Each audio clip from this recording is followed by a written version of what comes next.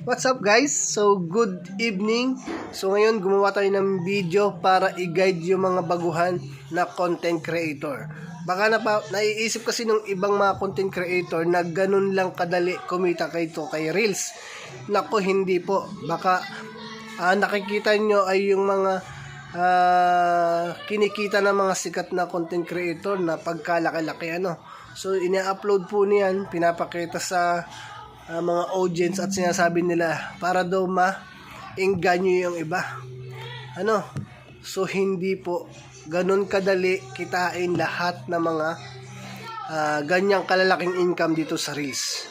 Kung ako sa'yo, gumawa ka na lang ng content, wag mo silang tingnan yung earnings na kinita nila dito sa Facebook. So ang gawin mo, gumawa ka ng content na napakaganda, engaging, interesting, informative. Kapag ginawa